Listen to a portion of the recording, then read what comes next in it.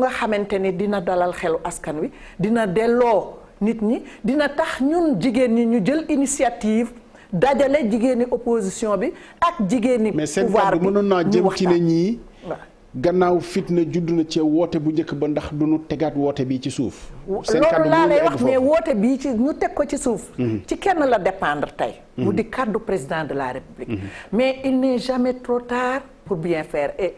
je sais que monsieur le président de la République ba ma xamoon parce que c'était mon camarade waaw bu déggee lii appel bii jigéenu Sénégal def tey ci moom ni c'est le père de la nation il est le dernier rempart. tey war na jël kàddu dalal askanam delloo ci xel yi. dimanche bi nii mu wax ak nit ñi pour que nit ñi mën a dal pour que ñii mën a désamorcer la bombe parce que ñii engagé nañu il faut que ñu arrêter de l'autre côté aussi opposition bi il faut que ñu wax leen dëgg gis nga réew mi du tey jii lañ koy yàq parce que ñaka defar dañ ci sonn lool te vous êtes moins de 10% de ce pays-là on ne va pas laisser. waaw aucune force détruire la nation sénégalaise et dinañu ci taxaw wax ci liñ ci war a wax waaye seen devoir moo di yéen itam su kilifa gi waxee li mu war a wax su président defee appelam wax li mu war a wax ngeen tontu ko par poser des actes c'est-à-dire revenir sur l'appel à la marche l'appel à la marche. yaakaar nga ne xaj na fi fii ak suba. xaj na diggante wolof nee na diggante xaj ak dóor. yiwu yàlla xaj na fa. yiwu yàlla wi mi ngi jóge ci président de la république yaakaar nañ ko ci moom tey su dégloo chef religieux yi bala mu tëdd ci lal defe naa ni dina def déclaration su defee déclaration opposition bi dinañ ko dégg dinañu appeler à ce que noo ko ñu arrêter tout le processus ñaareelu mbir bi moo di rapidement ça fait waaw parce que nag fi mu nekk di tergiverser ci nii la demee woon ak nii la waruñu ko wax solution la ñu indi ñaareelu mbir bi moo di le président de la république na teg un acte très très fort moo di mu libérer les prisonniers parce que coow li yëpp jeunesse bi ñii di wax waa opposition bi naan dañoo organiser sax dépassé na leen ñoom contrôlé wuñu jeunesse bi fii mu nekk contrôlé wuñu population yi fii mu nekk bu ñu jàppee ni dinañ ko def te dégguñu kàddu gu leen delloo ginnaaw danañu ko def comme chef religieux yi dinañu wax na waxandoo ak chef religieux yi muy ñaari kàddu yoo nga xamante ni askan wi ñaar ñooñu la ñu gëm kii dañ ko dénk suñu réew parce que dañ ko woteel teg constitution ci loxoom ñii dañ leen a yaakaar suñuy ndey ak suñuy baay yaakaaroon leen àdduna ak alaaxira ñu continuer yaakaar leen te bu ñu waxee dinañ leen di dégg donc man pour man fii mu nekk egg nañ ci culminage balaa minuit on peut trouver la solution désamorcer la bombe apaiser les esprits Sénégal dellu siwaat ñu xool ba xam nag bu ñu toogee nan la ñuy waxtaane li ci des yëpp. Hawa Ba ça semble inextricable pourtant dafa mel ni li leen boole lu ñu war a toog waxtaane mais gisaguñu ci yan anam la ñuy mën a toog waxtaan boo déggee sax nga xam ni crise bi débordé na les cadres politiques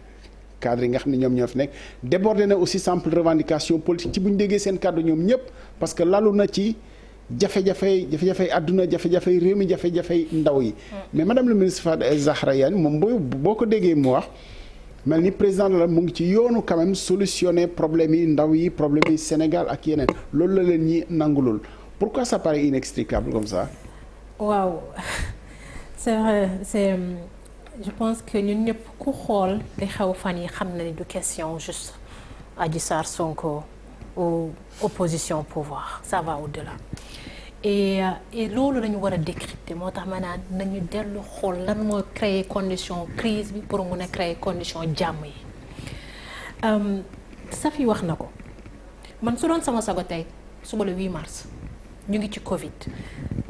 thème 8 mars ren mooy leadership féminin dans un monde égalitaire de la Covid post-Covid parce que problème yi su doon sama sago dañuy nekk di waxtaane par exemple ne serait-ce que jigéen ñi Covid bi nan la leen affecté jigéen ñi dañ ñi ngi naan ay violence ak mais man volet économie bi rek laay jël. Covid bi nu mu leen affecté. Couvre-feu bi ñëw yokku si depuis 1 an presque ñii seen liggéeyatuñu parce que xam nañu jigéen ñi fan la ñu nekk ci secteur informel ci côté njaay mi jaay jën jaay lekk si jaay fondé jaay sandwich si loolu la ñu nekk loolu la ñuy dundale seen famille yi gën a impacté. études yi wane nañ ni jigéen ñi ñoo amee famille yi Covid bi ñoom la impacté ñoom la gën a impacté jigéen ñi lu ñu am dañ koy def si marmite bi si cin bi lañ koy def si faj xale yi ñooy toog ñooy dem liggéeyi ñooy toog si kër gi di faj ñooy yóbbu malade hôpital ñooy def lu nekk buñ demee ba tey jigéen ñi sonn amatuñu jeunes yi Safi wax na ko tey du jeunes yi du question avant bu ñu wax jeunes yi sonn mooy ñu jàngul amul diplôme nangam ñu ne nang mais tey ñëpp nga am sa diplôme universitaire am sa doctorat am ñëpp a sonn jikki catégorie boo jël mooy vulnérabilité bi dafa nekk fii sax fi ba pare malheureusement nos gouvernements indiwuñu réponse par rapport à ça te buñ gisee luy xew buñ gisee xiiro be ŋaayoo bi lan mooy désolé nit ñi mooy c'est pas par rapport à l'amélioration des conditions de vie des populations ñu ngi ci Covid su doon suñu sago tey ñu ngi discuter ñëpp bi Covid bi amee dañ ne opportunité la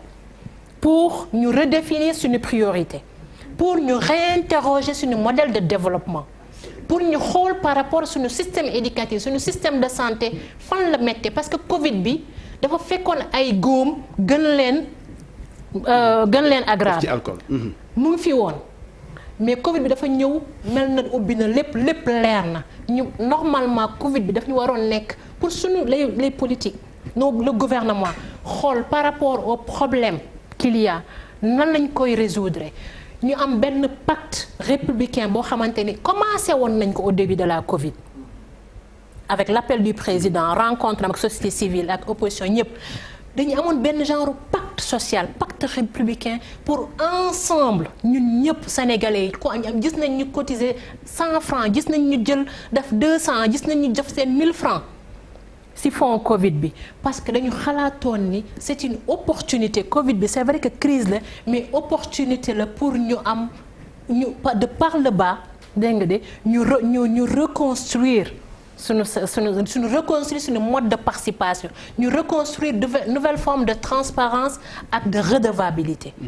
mais malheureusement ñu nekk ci jafe-jafe yooyu Covid bi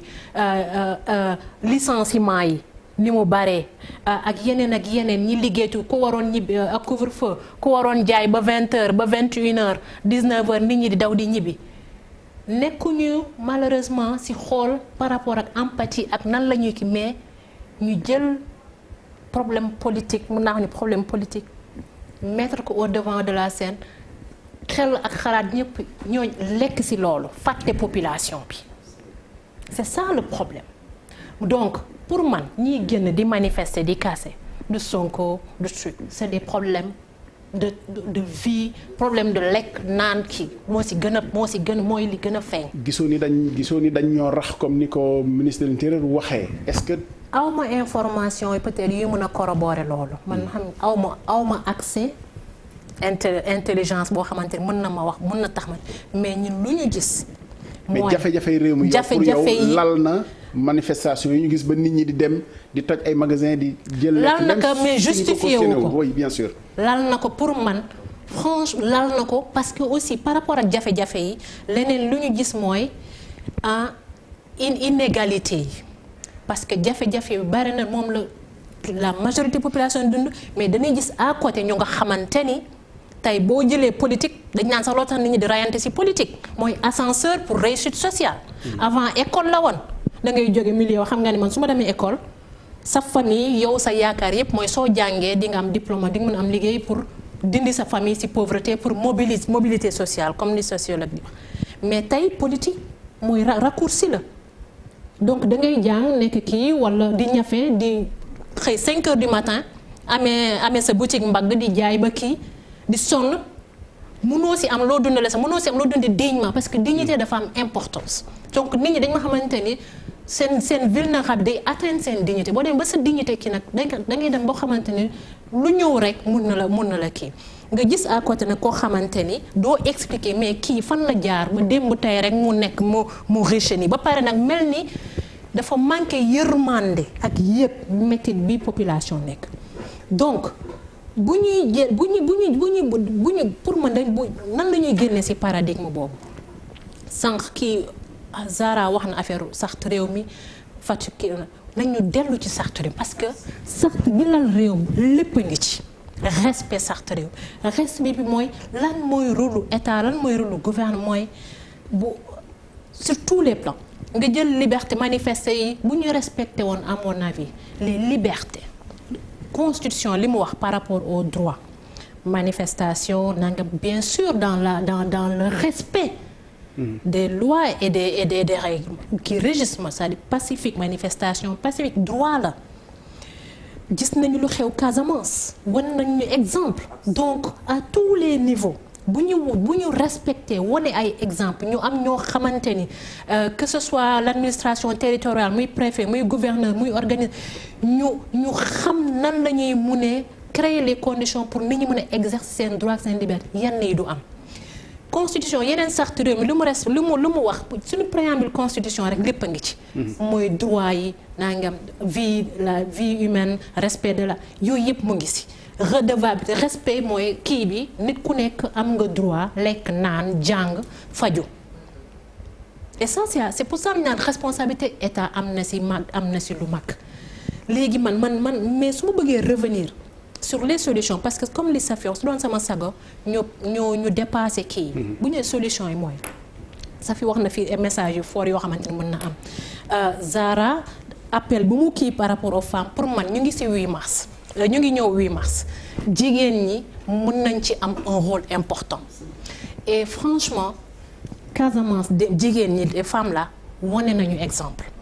bu ñu jëlee ressort yi nekk suñu biir culture rek mun nañu am moyen yoo xamante ni jafe-jafe bu ñu am réeroo bu ñu am mun nañu fexe ba mun a dajaloo jubo pour man lu ma doon ñaan tey mooy les femmes là femmes politiques yi ñu jël le devant wax ni jël engagement ni en accord avec par exemple ñi bëgg organiser seen marche ak yooyu ni ñoom ak femmes de la société plateforme jàmm bi ñoom elles vont être les garants de l'exercice pacifique des droits des citoyens c'est-à-dire que ces femmes-là ñoom ñu discuter avec les organisateurs avec l'administration territoire que ils vont encadrer que elles vont être les garantes de l'exercice du droit de manifester ba pare assurer ni que tout va se passer dans la légalité parce que nous sommes dans une république c'est la légalité qui régit tout et les pillages la violence rien ne le justifie même bon comme de maa ngi déglu je pense que Serigne Cheikh Ahmed Tidiane Sy foog naa si si émission TFM. oui ba mu naan buñ naan poli waaw buñ naan kii suñu émission la woon. di joxe benn exemple ni xaw ma ku boo sàccee lekk boo xiifee dem sàcc lekk di joxe benn raconter benn anecdote. bien sûr sàcc nga lekk dafay jafe àtte tu ne amoo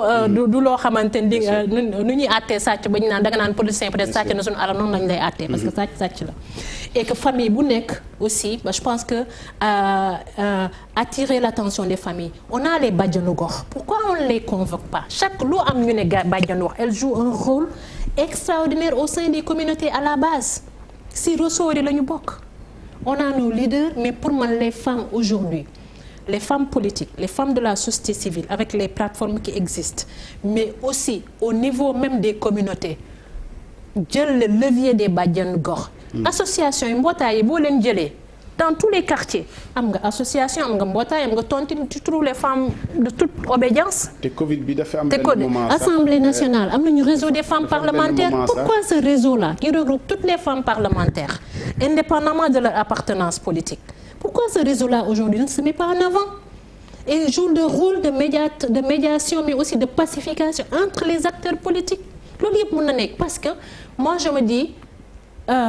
ñun ñëpp suñu intérêt mooy kuy exercer pouvoir ku nekk ci nguur te ku bëgg nekk mooy am dëkk boo xamante ni mën nga koo tabax tu vois parce que c'est ça où réside l'intérêt de tout le monde. balaa ñu fiy jóge madame le ministre sax du engagé wu bu rencontrer sërëm yi ñu dem seeti président de la république lu mën a nekk la xam naa ne ñu waxtaanee ba déggoo ko ñoom ñëpp ñu ànd seeti président mais madame le ministre li fi tegu mooy frustration yi nga xam ne nit ñi ñu ngi koy dund en dépit des efforts yi gouvernement bi def te nga lim ko ñu mën ko nangu mu fekk fi Covid gouvernement bi ay efforts yu bëri mais da ngay gis ni société bi ci efforts yu gouvernement bi def muy ci force Covid bi fonds bi ñu joxe ca séddale ba dana lal ay frustration yu bëri ndax diw dana ne awma parce que xawma kenn jegewuma kenn ci corps de métier yi am na ci corps yoo xam ne ba léegi la ñu leen sédd jotuñu ko am na ci ñoo xam ne vraiment chaque jour ñëw ci suñu émission yi transport jotaguñu ba léegi en dépit de tout ce qu'on a pu dire artisans yi finalement 35 milliards ñu wàññi ko ba 25 000 te jotuñu ko ak yeneen ak yeneen ak yeneen est-ce que yooyu aussi doy frustration yoo xam ne en dépit des efforts du gouvernement moo lal li nga xam ne nii yëpp mooy li nit ñi guux te di ko guuxi nii. d'abord rafetlu kàddu présidente Safi kàddu présidente Awa di wax ne ànd na ak ñoom ci lu bari ci seen kàddu peut-être ci ñaar walla benn ponk rek laa xam ne dañ ko war a leeral mais en gros li ñu wax ànd naa si ànd aussi ci li ñu wax ne léegi fee yi dañ ko dépasser ñu dem vers les solutions loolu lu kii la dina ma permettre aussi ma ñëw ci sa laaj parce que li nga xam ne loolu kenn mënul jël engagement mooy satisfaire ñëpp parce que satisfaire ñëpp kenn mënu ko par contre li ñu mën a jël engagement mooy bëgg nañ di def ñaar bëgg nañ aussi bu fekkee ne def nañ te mu am ñoo xam ne li ñuy def jàpp nañ ne waroon na gën a baax walla war na gën a yaatu walla war na mën a am neneen nu mu demee ñu seet loolu aussi naka lañ koy améliorer parce que loolu ñun dañ ci ànd jàpp ñu ne gouvernement bi nga xam ne président Macky Sall jiite na ko jàppul ne moo xam lépp moo mën lépp moo moom lépp loolu ñun jàppuñu ko jàpp nañ ne aussi li ñuy def am na lu baax am na loo xam ne war nañ ko améliorer donc ci wàllu boobu amuñu ci benn problème moo tax ba même ci li ngay wax ci Covid beeg yooyu yëpp boo seetloo damay bañ dugg ci loolu rek ndax xam naa ne li ñuy waxtaanee ndax gis naa saa yu ma duggee ci réalisation yi rek mu am ñu xaw a France. bëgg mën a dugg ci microfinance parce que xam naa ne boobu mais damay wax si bu ndaw rek parce que exemple boo xoolee joxe bi. ci anam yu bari la. mën na nekk joxe boo xam ne jaar na ci courant bi mbaa mu jaar ci ndox mi mbaa mu jaar ci appui alimentaire yi peut-être koom door a ñëw donc loolu mën nañ am yeneen plateau mais damay wax rek ci ponk yi nga xam ne ànduma ci tuuti walla foog ñu leeral ko mooy du marché bi la état bi bañ ndax marché bi amagul marché bi suba la. mais marché àjjuma bi dañ ko bañoon quand même ah. marché àjjuma bi également dafa du interdiction boo xam ne dafa ponctuel ci marché bu ñu fàtte ne dañu nekk ci contexte boo xam ne dafa am ay arrêté xam nga loolu yëpp dafa mel ni dañ koy fàtte. mais ba tey loolu aussi dañuy faral di interdire ay marché aussi ah très souvent. mais dañuy faral di autoriser aussi ay marché loolu war nañ ko heureusement. ah donc débat bi du loolu. débat bi mooy yàq bi la ñu wax mais waxuñu ay nañu marché bu ñu marché loolu ñun dépassé nañ ko. beneen mbir bi également mooy nañu war a def ñun fii analyse froide sans parti pris parce que jàpp naa ñun bu fekkee ne kenn ku ne ci ñun li ngay def da nga ko teg ci parti pris yaa ngi jum parce que man fi ma toog bokk APR mais sama biir kër am na ñu bokkul APR samay mbokk am na ñu bokkul APR kon léegi man bu may def damay def ñi ma bokk ak ànd ak man sama yeneen mbokk yi ma sànni leen du ma ko def kon nañu def analyse froide te analyse froide mooy li ñu wax nii gis nga présidente Safi nekkuma ci boppu président Macky Sall xaw ma lu muy xalaat jamono yi yaakaar naa jege naa ko jege boo xam ne mën naa ko waxal ci lu ma yónniwul te le président Macky Sall a toujours été à l'écoute des femmes de son pays dafa mel ni dayoo ak gëdd bi ñu président Macky Sall jox yéen mesuré woo ko moo tax nga ne na président wax ba pare ñun jigéen ñi ñu door ci bokk déedéet ñun jigéen ñi bu ñu waxee ba déggoo comme nu mu defoon ci loi sur la parité dinañu defal lu mel noonu l'essentiel kay mooy nañu toog wax li ñu wax fii na ci nit ñi tontu bu fekkee ne réew mi la ñu wax moo ñu ñor bu fekkee dañ ne ñun ñooy yaay ñooy jur ñoo mën a defar ñoo yor kër yi soxna Awa wax na ko nee na yaay yi ñoo yor kër yi ñooy sang ñooy yóbbu école ñooy jox ñu lekk kon tey li war a xew suba ak ginnaaw suba yaay yi mën nañ ci dara kon nanu yaay yi toog waxtaan suñu waxtaanee ba pare lépp loo xam ne tënk nañ ko mais président forcément da koy def ndax wóor na ko ne du ñu tënk lu bon ci réew mi pour réew mi kon li des mooy li ñuy woote ñu doxee ko ñu wëyee ko ñoom nañu xool seen marche boobu ñuy def man maa ngi fii man rek je peux parler au nom de toutes nos femmes ñu toog ñu waxtaan. Fatou Blondin mën nga wax ci turu femme M2D yi quand même. Mouvement pour la défense de la démocratie. dama bëgg rek d'abord defe naa ne argument yi président Safi ak Hawa wax firndeel na ko wante ba léegi rek dama ciy dellu si ñun waxuñu violence parce que ci nu mu waxee sama rakk ji nu mu waxee dafa mel ne ñun ñoo doon toj du dëgg. dafa mel ne ñun ñoo indi wax ji wan ngeen ne ko du dëgg mais dama ci insister parce que wax dafa sew soo ko bàyyee bu jàll bu waxee tamit ne élection moo koy kii am na ku fi wax ne élection du réglé yëpp defe naa ne yow la boole ceeg nag élection bi na ñëpp jot seen carte xam fa ñuy voté te bés ba ñu yegg ak jàmm ak salaam te du nekk parti au pouvoir rek mooy yore fichier électoral mooy yore carte électorale ñi ci des duñu am dara ba mu mat 15 jours avant kooku du charte ndey réew mi dàq na ko ñuy wax tamit ne vraiment force de l'ordre yi ñi ngi leen di delloo njukkal bu baax a baax ndax dawal nañu yërmande dawal nañu sérénité ci gis nañ ko vidéo yi xale yi tamit bi ñu gisee ne que force de l'ordre yi dañu isolé dañ leen protéger ñëw xale yi xam nañ ne du loolu et que ñii bu ñu wàccee ba simmi seen tenue mooy seen papa wala seen frère bi ci kër gi kon buñ leen taqal ci côté boobu di wax nag ne que violence aussi am na violence xale yi toj ci biti wante am na beneen violence bu gën a bon mooy ñi nga xam ne dañuy sàcc sol seen mbubb bu rafet nag ñëw fii ci sa plateau bi nag bari fi tànk ba pare boo bëgg a dee di diglaate nit ñi naan nee leen mel nii dee leen mel nii dee leen mel nii fekk lépp luy war a dox ci réew mi ci seen loxo la nekk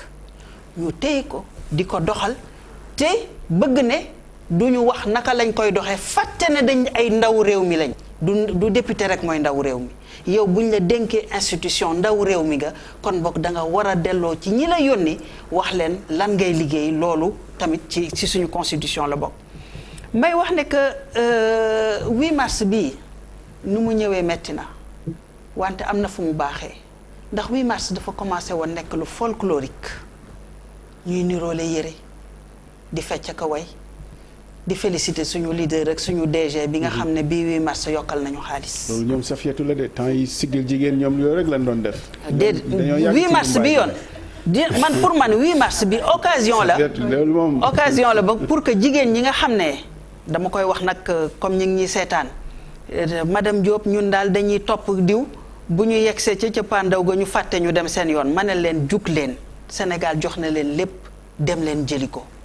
kon bii 8 mars gannaaw dañuy taxaw tey jii pour doxal jàmm réew mi gannaaw gi nga xam ne mooy suñu doom bi gën a mag muy Sénégal ñoo ko jur Sénégal ñoo ko ëmb ñoo ko jur fañ ko war a jure ñoo ko nampal ñoo ko tette ñoo ko dugal école ba mu màgg ñoo xeex ba mu am multipartisme ñoo xeex ba ñu ba élection yi di jaar ci yoon ñoo xeex ba mu am ñaari alternance kon ñun ñoo ko jur kon tey jii Sénégal ba ñuy war a tabax suba jigéen ñi kenn du leen ci jiitu kon bu ñu toogee ba suñu démocratie taxaw bu ñu wax rek jigéen ñi naan ñun kenn cëraluñu ñun dañ ñu fàtte nañu jug wax ci lu am solo parce que li ñuy wax ren jii nii dañuy fi mu nekk nii dañuy bind loo xam ne day nekk ci histoire du Sénégal bu ci jigéen ñi dem gannaaw bu ci jigéen ñi nekk folklore donc dañ ciy ñëw ak conscience ñëw ci ak ne comme gannaaw dañu war a tabax réew mi gannaaw dañuy wax fa ñuy wax ne Sénégal suba dañ fay nekk nañu fexe ba ñun jigéen ñi bu ñu raté boobu rendez-vous kooku lu am solo la ci rôlu jigéen ci biir société bi su ko defee may rafetlu bu baax li jigéen ñi Casamance si def te wax dëgg yàlla moom la dañu inspiré jigéenu Casamance man bañ naa ko ba nga xam ne sama pseudo Sitoé la te ba ma koy jël 80 boobu Facebook ak yooyu mi ngi doon soog a ñëw. Sitoé man Aline mel na. mooy sama pseudo. D'accord. waaw parce que dafa am ci ñoom benn dëggu boo xam ne ak benn façon xeex bu ànd ak fulla ak fayda boo xam ne dama koy mës di suivre bien que jolof la waaw kooku ma koy wax sama tante yeeg yooyu bala ñu may génn ñuy daal sama kaw. waaw léegi ce qui fait que ñoom li ñu def génn nekk ay jigéen def li Sénégal xam ci histoire am parce que am nañu ay mécanisme am nañu nu ñuy doxalee traditionnellement boo xam ne bés bu ñu jaaxlee bu ñu jugee ñu déglu ñu am yaakaar nag ne que ñun tam bu ñu ko defee suba ñun ñëpp dajaloo taxaw ko dinañ ñu déglu. ñun ci yoonu. ñun dinañu déglu. mais ci xam nga lan mooy sama problème ndax dinañu déglu. mais ci débat bi ci yoonu suba mën a ñàkk la ñu nekkoon. non suba mënul ñàkk. parce que suba le 8 mars. suba le 8 mars te suba daf ñu bëgg ko ñu bañ ko bu ñu nekk fii di def. comme li xale yi di wax affaire bisounours du gàkkal aussi. 8 mars du ñu wax comme ay affaire bisounours defe ne tey ci guddi Sénégal day réglé lépp réglé suba ñu xëy suba Sénégal dox. non nee na diggante xefe xip lu bëri déedéet lu ne xaj na ci. lu ne xaj na ci wante bu ñu waxee sérieusement rek ak fi ñu toll tey jii ak li ñu war a defar yépp buñ ko mënoon defar xefe xippi de kon ñu xam ne ñun ñu kontaan. wante am naa yaakaar ne que du gaawee noonu ba nga xam ne dafa baax sax que li ñuy am suñu Sénégal suñu démocratie bi ak suñu dox ak ni ñuy doxalee bu ci jigéen ñi dugalee seen loxo ñu xam valeur am parce que jigéen ñi toog naan man je suis apolitique sama yoon nekku ci nañu déglu histoire bu mu raconté sànq yow boo ne yow man je suis apolitique dugguma am na réseau yu jigéen yu bari yu ma bokk ñu nekk ci waxuñu ci lii ku ci nekk danga ciy ragal a wax jigéen ñi dañu am complexe affirmer ne que ñoom du étiquette politique rek moo lay dugal ci defar société dañuy foog ne dañ leen di stigmatiser ba nga xam ne dañu wàññi seen bopp ca fa ñuy taxawee tabax réewu Sénégal moo tax bu ñu yegsee boo gisee président bu la cëral nga kontaan mais boo demoon cëral sa bopp boo demoon bu ñu waxee ne nii la war a doxee nga waxal ko sa bopp defe naa ne tamit loolu gàcce nekku ci kon boog foofu la ñuy waxee ne que pour man ak ni contexte bi méttee ak Covid bi ak li mu demee ak wax ji yegg si yépp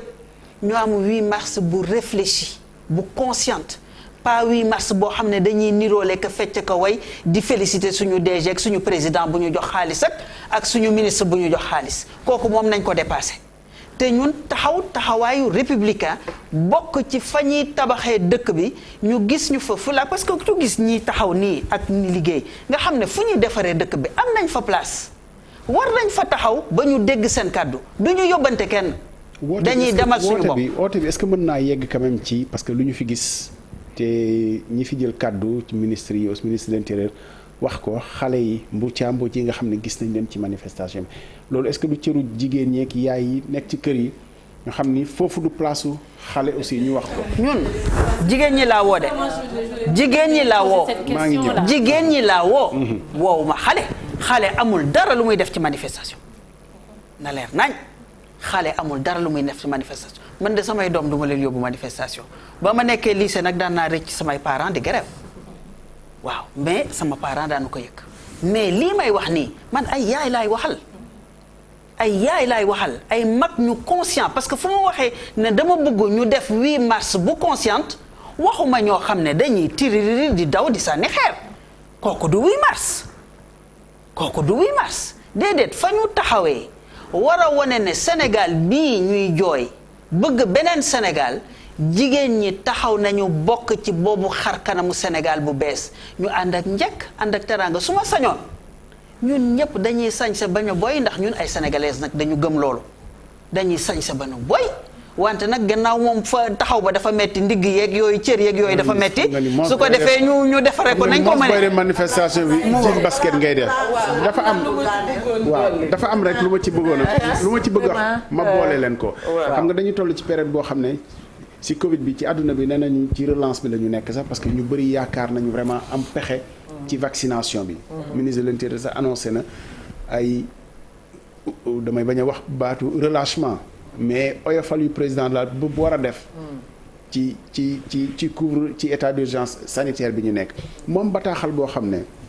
ay kàngam dañu ko bind te àdduna bi yëpp ci la ñu tënku tey ci relance bi muy David Malpass di président groupe Banque mondiale mu signé ko ak Melinda Gates nga xam ne fondation Bill et Melinda ñëpp dañu leen di bàyyi xel liñ ci tënk mooy la relance se fera avec les femmes et par les femmes àdduna bi yëpp a ci tënku est-ce que nekkul ñun di lajji ci jamono boobu ci 8 mars bi nga xam ne nii ci lañ waroon a jëmmal jigéen wala cëru jigéen vraiment ñu toll fi nga xam ne nii foofu lañ toll wala xeex yooyu lu mën a ànd la madame Nisa am na loo bëggoon rebondir fii après ma dem ci Safiatou. waaw même ci loolu nga wax sax. ñun ñu ngi ciy liggéey. d'ailleurs ñu ngi ciy jokkoo. mais mbaa lii du ko xajamal structure du ko xajamal ndax nag loolu mooy responsabilité état li ñu war ci état bi buy metti dañ koy def ndax engagement boobu lañ jëloon moo tax damay bëgg leeral ndax damay bañ ñu waxloo ma ci plateau bi lu ma waxul ci li mu wax dama ne ñoom bi ñuy sabab liñ doon nas du woon lii ñëw xew bett na leen muy ci wàllu toj muy ci wàllu lakk muy ci wàllu leneen ndax boo analyser façon manifester yi am ay manifester yu bari la ci biir population yi nga xam ne restriction Covid yi moo leen jàpp ñoom gis nañ ni ñu defee dañu jug dem bàyyi xaar ba ñu toj Auchan yi ñu ñëw jël ay ceeb ay chocolat ay kii génn def seeni publication Facebook ku nekk naan man am naa ça c'est le Sénégal te daf ci am yeneen façon manifester yoo xam ne dañu dem forêt mbaaw génn ba couper autoroute bi taal ay pneu di wàccee parce que ñi nekk seen oto agressé leen daw duggaat ci biir forêt mbaaw dañ ci gis ñoo xam ne dañu jug jëm ci gendarmerie toj parce que xam nañ ne boo yeggee ci biir gendarmerie ay gànnaay ya nga fa ay munitions nga fa dañu gis ñu jug ne nañu dem attaquer prison yi ndax ñañ fa tëj ñu génnee leen dañu gis ñoo xam ne dañu jëm ci banque yi pour wuti alal dama ne loolu la ñu war a segg ci manifester yi moo tax ma wax li ma wax beneen mbir bi mooy xam nga man nag dama fonk sama culture gis nga man ni ma toog fii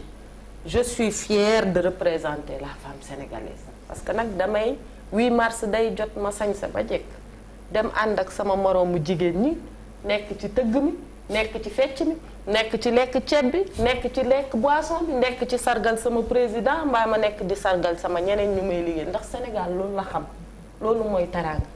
te terewul sama teraanga wékkuma ko ci benn politique dama jàng fa ma waree jàng ñëw taxaw di liggéey di def ngir sama réew loolu la ñu war a wut nekkul ñu ne jigéen ñiy fo rek dañu xamuñu lu xew loolu dañ ko war a dépasser moo tax tey dégg naa nag seen baat ndax dañ leen laajoon seen baat askan bi yëpp di ñu seetaan ñoo leen toog waxtaan ñu ne waxtaanuñu dañuy beru loolu moo am ñun nag beru ak bañ a beru man APR laa bokk Alliance pour la République bi bokk ci coalition Benno Bokk Yaakaar may femme politique dama assumer di politique ba dugg boîte vocale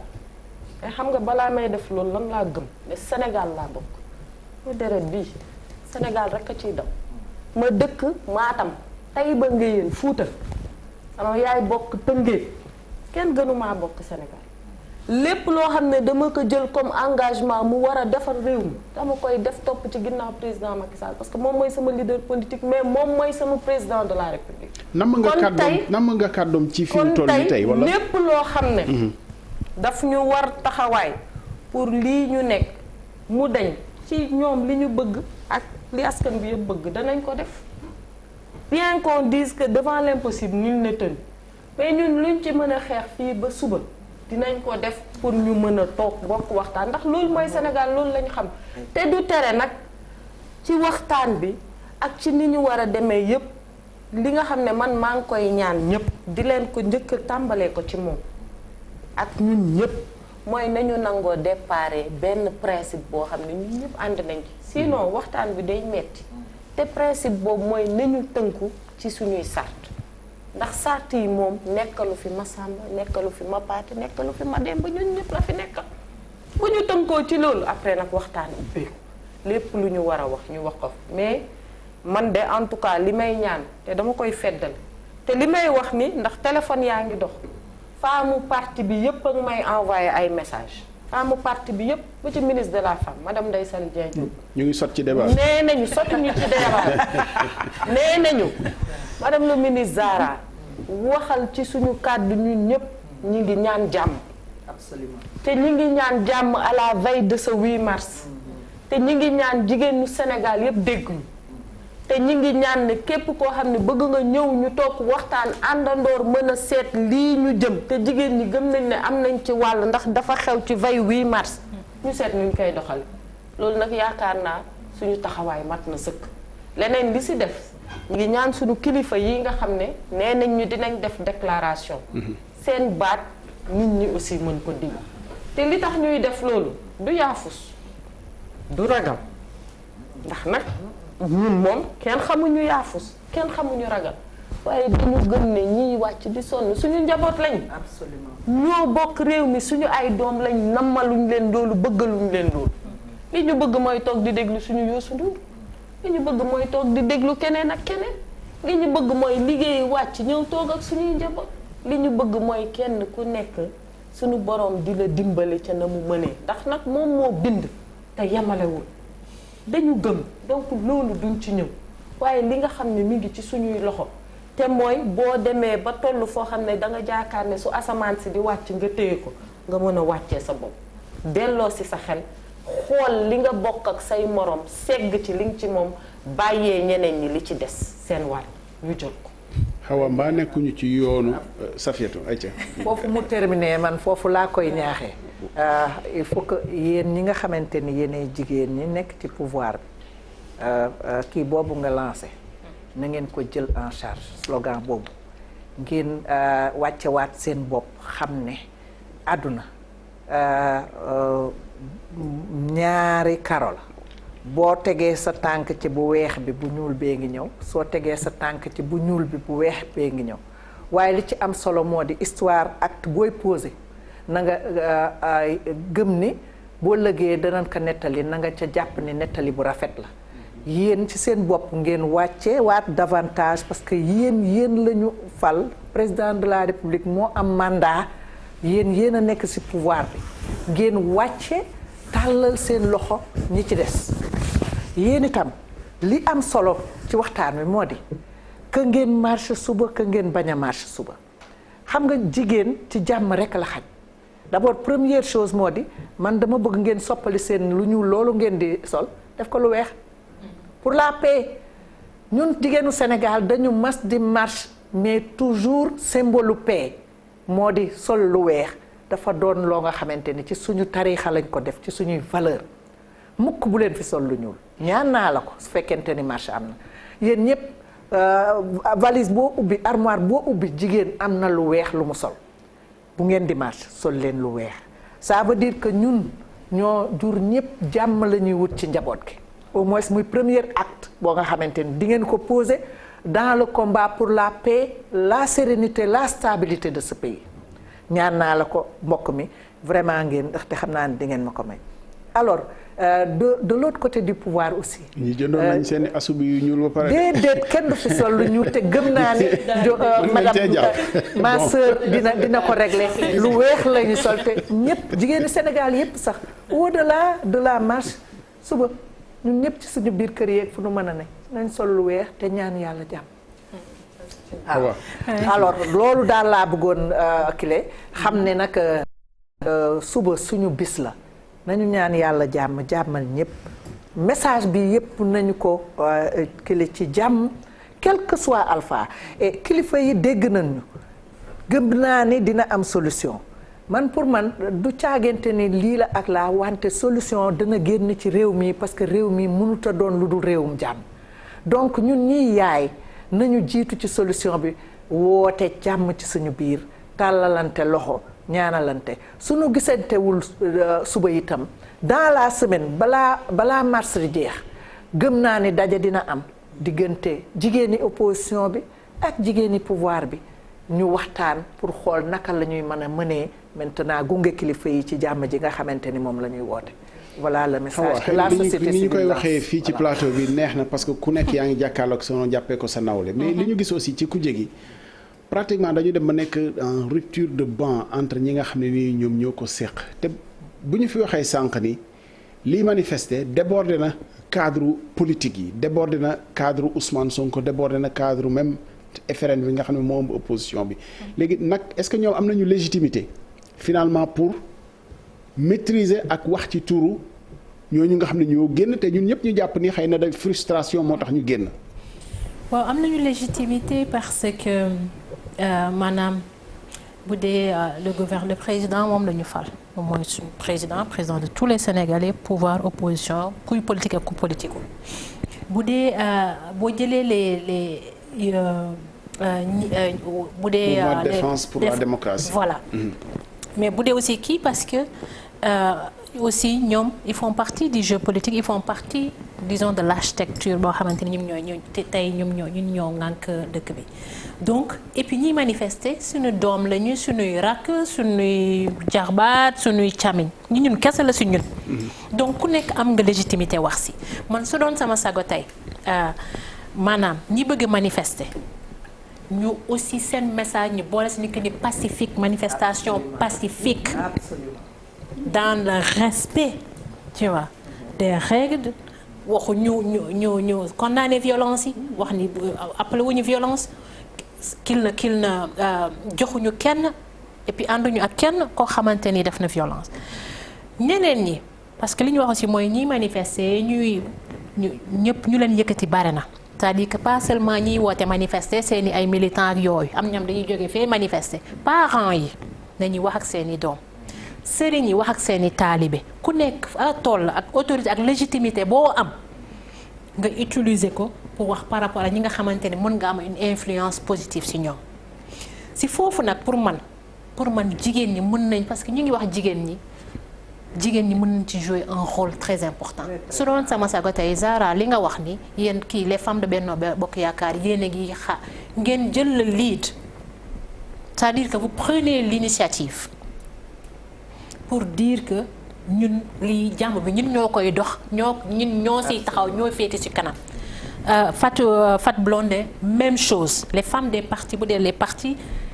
et puis Safi man je pense que seen plateforme bi mën na jouer rôle de facilitation rapprocher et utiliser les femmes et que le message et que mouvement ak acte uni que ça dépasse les aspects partisans parce que tey li ñuy wax mooy Sénégal li ñuy wax mooy suñu doom yi ñuy rey boutique yi ak magasin yu ñuy saccagé ñooñu ñu ñuy rey seen parents yi ñooy perdre seen yaay magasin yi ñuy saccagé c'est les gens kenn du leen ko rembourser gisuñ bokkuñu dara ak politique bokkuñu dara ak Sonko bokkuñu dara ak kii ñun rek kese la donc que société civile bi rôle am bi muy pour pacificateur ak facilitateur ngeen jël ko mais jigéen ñi jël les devants et que le 8 mars soit un marqueur tu vois que ce soit un marqueur gis nañ ko feneen gis nañu Libéria Leyma kii seen rôle bi ñu joué seen prix Nobel bi ñu am mooy rôle bi ñu joué c'est dans ces questions de paix et sécurité. Les femmes du Mano River joué un rôle important. nañ dellu rek ci origine 8 mars. voilà lii la woon origine bi c'était ça. Nations Unies bu demee ba génne résolution 1325 les femmes dans le kii dans les voilà c'est parce que les femmes jouent un rôle central et waa Casamance femmes yi lu ñu def. c'est parce que dañ ko dund ñoom dañ seen passé seen dañ ko dund c'est-à-dire que la plateforme là par exemple seen appel bi ñu def mais depuis des années boo leen déggul ñu ngi dox ci médiation ñu ngi dox ci paix ñu ngi dox ci rapprocher les tout le temps loolu mooy seen liggéey. autonomisation donc voilà ñu ngi ciy dox ci médiation sur paix sur concorde. donc jigéen ñi mën nañ jël tey jii jël le leadership maa ngi wax sànq femmes parlementaires parce que je connais ce réseau là ñun aussi waa travailler ak ñoom mais ce réseau là mën nañ jël aussi le lead le réseau des femmes parlementaires ak présidente Awa Gueye jël le lead. Message na léegi voilà. et elle dit qu'elle va prendre son bâton de voilà et moi je suis sûre que les femmes le font yeneen considération yëpp on reste dans ce que la constitution dit ku am problème ak beneen citoyen justice moo koy tranché justice bu équitable bu impartial yeneen ak yeneen yëpp ñu respecter les mais les voilà que ñu respecte à tous les niveaux bu ñu delloo mu la rassemble bu ñu delloo ci charte dëkk bi rek dégg nga ku nekk xam nga lan mooy sa àq ak sa yelleef ñu rester sur état de droit maanaam état de droit ak république buñ ci rester rek yeneen yépp duñ ko génn et puis nag sunu marabout yi ak sunu leader religieux yi c'est un ressort important moi je suis contente d'entendre que dinañu wax et je pense que aussi j'espère que dina contribuer à apaiser la situation leneen lu nga xamante ni bëgguma jóge fii te waxuma ko mooy boo gisee lii yëpp ñun jigéen ñi la ñuy utiliser. absolument. histoire bi tax indi tey lii am. Absolument. mais jigéen que ce soit des faits yàlla rek moo xam justice dina trancher. que ce soit des faits avérés ou manipulés tout yëpp jigéen bi ba tey rek moo siy victime ñun ñooy victime. le viol est un fléau. xaw sàkku lañu sàkku. dañu xeex pour am ñu criminalisation viol. jigéen ñu ñuy violé bare na ñemewuñu génn wax bu lii amee tey mu demee nii mu demee que ce soit que dañ ko manipuler que dañ ko orchestrer politiciens yi dugg ci politique yi dugg ci ñun jigéen ñi lay yàqal. ñun jigéen ñi parce que ku ñu sàkk suba doo ñeme génn wax peut-être parce que da ngay ragal te ñu ngi doon def liggéey bu mag ci loolu ah. liggéey bu mag ak les forces de sécurité liggéey bu mag ak médecins yi liggéey bu mag ak juges yi ak magistrat pour une bonne prise en charge des victimes de violence de viol et cetera tey liggéey boobu yépp dégg nga situation bi am tey daf ko sooke parce que daf ñu delloo ginnaaw alors que on aurait aimé que ce soit que nit bu ñu xam bu ñu xamul ku am nekk victime viol tey nga mun ko joytu fi nga ko waroo joytu justice tranché ko ñu kii mais malheureusement ça pollué kii li am ni yëpp pollué na yàq na loolu. leneen li li ma bëgg dinga ma may wax ci loolu tuuti ndax c'est extrêmement important dañ ko jooyu xol ñun jigéenu Sénégal lii xew ci viol bi ñu wax viol la ba mu indi crise politique majeure ba mu nar a déstabiliser les institutions de la République dañu ne ñun bu ñu xamoon ni lii moom outil bii ñu doon tabax mu di la loi sur la criminalisation du viol vraiment danañ ko fëkk mu doon instrument tey mu déstabiliser suñu République walaay ñu xoolaat ndax loi boobu bu ñetti génération ñoo ko xeex bi ñu ci excès ñun ñëpp dañu engagé wu devant le président de la République jour promulgation bi ni ko instrument la boo nga xamante ni dañ ko tabax waaye pour yar suñu njaboot bëgguñu mu dal kenn bëgguñu yat wi dal kenn dañu bëgg yat woowu ñu teg ko mu di yatu éducation société civile ñun dañuy engagé wu dem waxtaan ak askan wi jusqu'au dernier mot waaw ñu dugg waxtaan ak njaboot gi wax leen ni leen nanu seetlu nag ak yelleefu njaboot gi góor ak jigéen ñu yar leen ci respect droit des filles droit des femmes seet ak yelleef pour que yat wi ñu teg mu doon yatu artu kese te mu bañ a dal kenn ci doom yi parce que ñun jigéen ñi ñoo jur doom yu góor yi jur doom yu jigéen yi bëgguñu benn doom dem kaso benn doom àddunaam yàqu parce que tout simplement lii am na alors moo tax ba ñu waxee affaire viol bi Sonko dugg na fii mu naqari nu ba ci kanamu yàlla mu doon loo nga xamante ni tache noire lay doon ci akiw mouvement féministe sénégalais parce que su fekkente ni lii dem na ba fekk nga xamante ni velléité de crise yi am na ba mu tas suñu république ñun dinañu am naqaru àdduna suñu géeru dund ak suñuy kile moo tax ñuy ñaan acteurs yi l'État du Sénégal d'abord ñu delloo si waat xel ndax Sénégal dafa mas a doon une république exemplaire dañoo mas a am joxe leadership c'est la première fois que ñu am problème concernant véritablement un instrument boo xamante ni jigéen ñi ñoo ko xeex te nous ne voulons pas laisser à l'histoire vraiment benn mandarga boo nga xamante ni rafetul ñu xool naka lañ koy lijjantee ba nga xamante ni vraiment dinañu mën a continuer suñu liggéey loi bi continuer doon arme de dissuasion ñu yar njaboot gi toppatoo ak yelleef yi te képp koo nga xamante ni ëllëg lii dal na la loi bi tegu ci sa kaw nga nangu justice ñu doxale ko. appel la boo nga xamante ni bu may lancer cri du cœur la parce que naqar bi ñu am ci mbir mi yàlla rek moom lañ ko mën a seedeel ñu ngi ñaan rek vraiment les autorités de la République ñu seetaat li ñuy def lu bare parce que lii lépp histoire daf koy retenir te dafay yàq deru Sénégal maa ngi terminer par benn mbir moo di l'histoire de demain nañu génnee les forces de l'ordre ñu encadrer les femmes bu fekkente ni décidé nañu continuer seen marche gis ngeen xale yi signal bi ñu joxe ak les forces de sécurité ça veut dire que ils respectent leur force de kile te c'est des remparts de la société kon bu nu leen waxee organiser leen ñu encadrer marche bi jigéen ñi dem ak seeni slogan de paix habillé en blanc noo bu la neexee ñu waxte lu leen neex su ëllëgee dana nu am ndam loo nga xamante ni stabilité rek lay indi ci Sénégal dana résoudre beaucoup de problèmes parce que il y aura une communion entre nos forces de défense et de sécurité il y aura une stabilité et on donnera l'exemple à cette jeunesse que tous les problèmes qui peuvent survenir peuvent être réglés par le dialogue et véritablement le respect de nos institutions dans la négociation et la paix. te xëy na autorise encadré ko tekkiwul dellu ginnaaw loolu day gën état sax parce que moo am responsable 20 minutes moo ñu des waaye dama ko bëggoon yemale parce que dafa mel ni juboo ngeen donc objet wu débat ba sax Fatou Blondin dafa mel ni vraiment ci li ñu fi au moins joxante ngeen loxo ci lenge yi pour plage de convergence yi nga xam ne moo amagul ci kujje gi pour ñu mën a waxtaan. dama bëggoon préciser rek nekk ragaluma jàmm ñàkk Sénégal defe naa ne état bi moo indi problème boobu nekk jàmm daf fiy jóge man ragaluma loolu li ma gën a ragal mooy suñu démocratie et ça c'est très sérieux te wax dëgg yàlla ñun suñu jug suba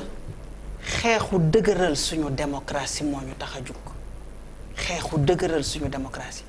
bandi yi ci topp bandi yi bés bu ne ñu ngi fi trafic de drogue bi des tonnes et des tonnes de cocaïne mi ngi fi te lii xewul woon ay armes jëlee nañ ko munition fii ci brigade jaay ko te lii xewul woon kon bu ñu ragalloo Sénégalais yi di tiital di yóbbu seen fit naan ñun ñoo bu ñu génnee ay dafay ñëw ñuy dem ay gendarmerie di jël déedéet non démocratie la ñuy xeex démocratie bi dafa sooxe te dañu bëgg mu dellu si te ñu bëgg jigéen ñi bokk ci ñuy xeex démocratie bu war a dellu si loolu moo ñu tax a jug bu ñu transformer suñu xeex parce que am na des li ñu koy waxee dégâts collatéraux sans être méprisant parce que am na xam naa man kuñ ci lakk oto te pareegu ko fay xam naa li mu nar a daj bala muy am beneen wante bu ñu jël loolu def ko ne loolu moo tax ñun ñu dajale ñun M2D kooku déedéet du ma ko nangu li tax ma ne dañuy sol lu ñuul te dama koy dëgëral c'est parce que c'est pour dire que c'est le deuil d'un certain Sénégal bi nga xam ne woon bu ñu la woote woon dialogue galgal du ci nekk du ñu bàkkoo ne yàq nañu opposition Sénégal bi nga xam ne bu ñu jëlee assemblée du ñu faagaagal ba opposition du am groupe parlementaire ba nga xam ne dootuñu fa am kàddu Sénégal bi nga xam ne soo déposé marche pacifique ñu war a ñëw encadrer la ñoom kan du la ko jox Sénégal bi nga xam ne dañ lay jël téye la ñaari fan ñetti fan teg la lii dindi ko teg la lee dindi ko teg troisième kii daal de ne fii finalement jàpp nañ ci dara soog di kii ñun loolu moo ñuy tax a xeex te bu ñuy jóg di ko xeex dañu bëgg képp ku ci bokk nga ñëw ak jàmm ak yar ak teggin ñëw taxaw wax sa soxla ñibbiwaat sa kër ci jàmm ak salaam loolu moo ñu tax a jug. lu tax ngeen bëgg a tegle ñetti fan solo tegle ñetti fan yi lan la. parce que Sénégal àddina bi mu koy tabax nee na ñaata fan la juróom-ñaari fan. parce que dañu xalaat ne que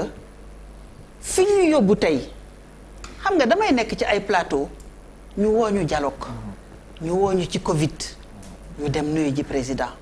sa ay naataangoo di ñu kokkali naan ñu lu tax ngeen dem du yéen a demoon doo xam sax nooy wax te pourtant ñun bi ñuy dem dañ ko gëmoon ne fii ñu toll ci Sénégal war nañu taxaw bokk ci wax ji am na lu jiitu politique mais ba ñu demee ba ñu yegsee ba taxaw ne léegi nii ñu demee ñu teg ñu fële ne bokkatu leen jël comité de pilotage def ko comité de xawma lan jël na kii mais fii laa toog ci ay plateau ñu naan yéen kañ dañ leen nax ba nit ñi demee ci dialogue national ñu jël ñii jaay leen ñii mburoog soow ñu tourné ci plateau ñu naan ñu yéen tam dañ leen nax ku ndobit rey sama boo gisee lu ñuul daw baa nga sol lu vert looloo ñu tax a jóg non je détends l'atmosphère parce que c'est pour dire que manque de confiance bi dafa sori te taxaw tey jii ne suñu jógee ci suñu plateau bii Macky Sall day soppeeku dootul galgal comme na ma ko waxee bàyyi naa léegi njuuj njaaj maa ngi sama 2e mandat moo ko wax du sos dégg nga ko wala déggoo ko. xëy na da doon kaf rek am déet. da doon kaf kon damay kaf jeex na donc bu ñu yegsee ba ci loolu kenn mënul wax ne que déclaration dina tax dóor sa doom déedéet. mais du ngeen day tuuti mais suba moom suba le problème du affaire u jàmm de. suba nañ ko wax affaire u démocratie mooy wax ci. ñu dajaloo ci démocratie. wax suñu slogan démocratie. ñu gis ne que dëkk bi yëpp jug nañ ma ci d'accord di invité waa APR waa Benno Bokk Yaakaar ñëw bokk ci xeex pour démocratie bi ñun ñëpp ma gis fa samay rakk gis fa samay mag. gis fa ñi ñu nekkal ci kooki su femme bi di liggéey lu am solo gis fa ñeneen ñoo xam ne ñoo bokk suñu fa ñu jóge suñu mbuur jóge ñëpp ñu taxaw wax suñu slogan ñu gis ne que jigéen ñi bokk nañ ci xeexu Sénégal bi ñuy tabax ñu ñibbiwaat suñu kër. Vous en avez le droit. affaire bi du affaire couleur de. parce que bu fekkee ne symbole la. ki ci kaw nee na gisul morceau bu xonk gisul gris moo ko wax tamit dégg nga ko wala déggoo ko. wala déggoo ko ba léegi nee na gisul ko non ñun li ñuy wax vraiment ñun li ñuy wax vraiment bu fekkee ne yeggul ba foofu maa ngi koy wax ne ci la ñu bokk parce que suñu patrimoine la ñuy xeex parce que suñu patrimoine la ñuy xeex te ëppalewuñ leen ci ñun benn yoon suñu place lañ nekkoon démb suñu place lañ yàlla mën na def ñu nekk seen place xeex bi benn la absolument ñoo ànd di ko def et j'insiste beaucoup xale ma nga place am ma nga këram buñ fa gisee kuy yàq wala kuy dóor policier lay doon mbaar ndeer bi mais ñun jigéen ñi duñu xeex duñu xulo wax de bari nañ ko ak wax ju rëy ak ju kenn xamul loolu daal moom vraiment kooku moo tax ma ne bu ñuy wax ay symbolique couleur bu ñuy tiital nit ñi naan jàmm suba dañuy dox déedéet jigéen ñi duñu génn pour yàq fi jàmm jigéen ñi dañu génn parce que dañu am suñu patrimoine boo xam ne dafa mel ne xamuñu valeur am ñu ko foye di ko salfaañee ba nga xam ne bu ñu demee buy wax waxi Sénégal sax yow duñu taxaw sa kanam Ablaye Cissé RFI la ñuy waxal duñu taxaw wax ak sénégalais yi de mu nekk ak journaliste bu nekk à l'aise ñuy waxtaan di dem mais loolu nam nañ ko Sénégal soxla nañ ko Sénégal loolu yëpp bu ñu ko xañee nag non dañu bëgg dëkk bi dañu bëgg institution yi muy wax constitution charte ndeyu réew mi bi nga xam ne dafa jëng ba xamatuñu fan la jëm moom la ñu bëgg a dellu siwaat te yéen ci ngeen bokk yéen presse bi ci ngeen bokk bu weesoo signal bi dama koy insister président yéen war ngeen taxaw wax ak moom ni journaliste RFI boobu taxaw wax ak moom nekk à l'aise question réponse relance mais c'est ça une république qui marche war nañu bu ñu defee dialogue bu ñu génnee ca dialogue ba lañ ca tënk mais doo kokka li ñu ñëwoon naan leen yàq naa leen nax naa leen est-ce que kooku c'est sérieux pour dans une république moo tax ma ne suba bu kenn tiit bu kenn ragal ay jigéen ñooy génn ñëw xeex buñ ci defee ni mu waree encadré nit ñi taxaw comme couvre-feu bi jógeew fi bu 17 heures jotee sama compagnie gi timis du leen fekk ci mbedd ñi war a ñibbi fu sori ñuy wuti transport ku ci nekk sa fit nekk sa diggu bopp nga yegg sa kër ñu delloo suñu kër ci jàmm ak salaam. moo tax buñ fi indi ay waxu doxu suba bi. day dindi jàmm ñetti fan yi kon du manifester. ñun loolu leen ñu toog fa ci ñetti fan yëpp. déedéet ñun dañuy manifester pour que suñu démocratie dellu si waat Sénégal discours bi c'est très important. c'est très important wante du doy ndax ay jëf daf koy wax day ànd ak jëf te nit nag su sàmmul kàddoom ca mandat ya. su sàmmul kàddoom ci 3e mandat. mais naka bu taxawaatee tey ji wax la nga ne da ngay sàmm sa kàddu da nga yow yaa gëm lu la neex. naka la ñuy def moom wan na ne mooy kan. naka la ñuy def ba gëm leen ci bi yoon mobiliser jigéen ñi. xanaa gëm yàlla rek ci lu dul bu ñu soxlaa mbooloo woo jigéen ñi comme ni muy amee ci kuje politique lu ñu leen yàgg lu ñu yàgg ak suba man ak sama morom man toujours damay wax ñi may des ne jiitu ma kenn damay wax li ma xalaat di am yaakaar ne di nga gëstu di am yaakaar ne dinaa la convaincre di am yaakaar ne que buñ co boo ci d'accord ñu ànd man noonu lay doxee mais pas pour nekk am ay jigéenu mbooloo ñi nekk sama gan loolu góor ñoo koy def ñun jigéen ñi duñ def loolu. ñun dañuy ànd. tey moom am ngeen droit renforcer démocratie bi moom wax dëgg yàlla. wax ne ànd naa ci li mu wax. mais dafa mel ni bu ñëwee ci politique bi rek mu dëgër finalement. non man ànd naa ci li mu wax ñu ngi synthèse ndax nee nañ émission bi jeex na te d'accord nañ ci l'essentiel. absolument mais damay d'accord nangul ko li mu wax. te nangu aussi ne nit moom li nga nàmp jàng ko rek ngay tari. moo tax moom li mu nàmp jàng ko tari na ko. nee nañ dinañ def seen xeex dinañ toog aar seen démocratie ànd ceeg moom. mu ne waa APR waa Benno Bokk Yaakaar yéen ñëpp ci ngeen bokk na ngeen ñëw. ñoom loolu la ñu xam. ñuy defar ba mu baax ne nit ñi ñëw leen ci li ñu bëgg. ñun au moins. même bu dee dañuy naxaate on met les formes ndax dañuy woote ñëw leen ñu toog waxtaan moo tax sànq ma ne ko nañu toog waxtaan am mbir boo ko bokkee da ngeen di toog waxtaan bu ñu toogee waxtaan après ñu xool li ñuy def naka lañ koy defee te ñun terme de référence yi. te ñun waaw comme ni ko ñaanuñu yàlla président Macky Sall soppeeku ñun ñaanuñu ko yàlla li ñu bëgg mooy